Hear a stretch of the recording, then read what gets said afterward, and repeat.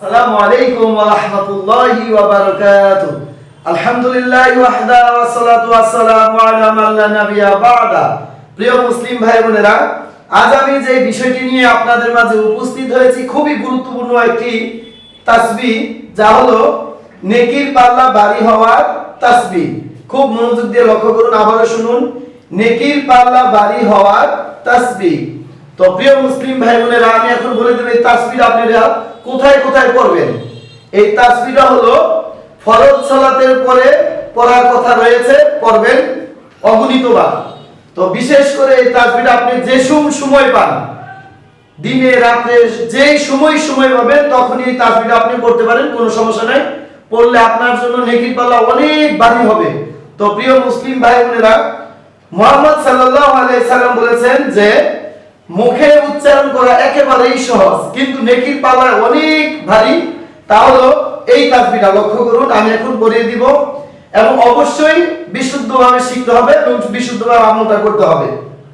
লক্ষ্য করুন, সুবহানাল্লাহি ওয়া বিহামদিহি সুবহানাল্লাহিল আযীম।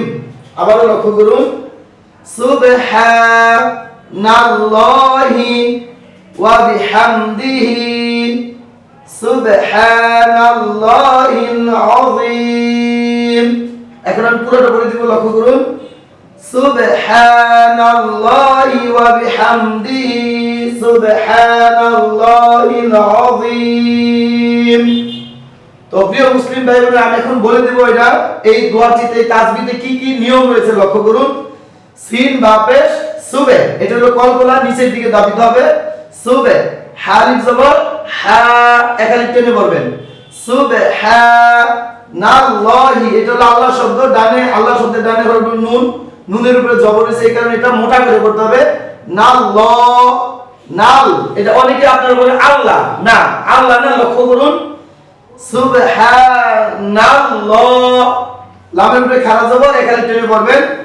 সুবহানাল্লাহি ওয়া বিহামদিহি, হায়ের নিচে খাড়া জের, একালিফ টেনে পড়বেন। সুবহা, সিন বা পেশ সুবে, আবার কলকলা নিচের দিকে। সুবে হালিফ জবর হা, নুন লাম জবর নাল। এটা আপনারা অনেকেই ভুল বলেন, সুবহানাল্লাহ সুবহানাল্লাহ, এটা ভুল, এটা বলবেন না, এটা ভুল হবে।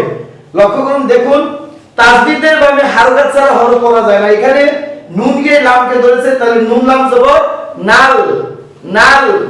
সুবহানাল্লাহি লাহিল আযীম। লাস্টের হরফটি, এই হরফটি 3 নম্বর হরফটি হলো জ, জর প্রিপারেশন জিবার আগে বের করে পড়বেন, আযীম। এরপরে জয় নিষেধ, লক্ষ্য করুন যে রয়েছে বামে জজমুলা ইয়া মাদের হরফ, এর বামে মিম, মিমে আমরা ওয়াকফ করেছি, এখানে 2 হারকাত অথবা 3 আলিফ টেনে পড়েছি, নাম হলো দারতুন। এখন আমি আবার পুরো দোয়াটি বলে দিই, লক্ষ্য করুন, সুবহানাল্লাহি ওয়া বিহামদিহি সুবহানাল্লাহিল আযীম।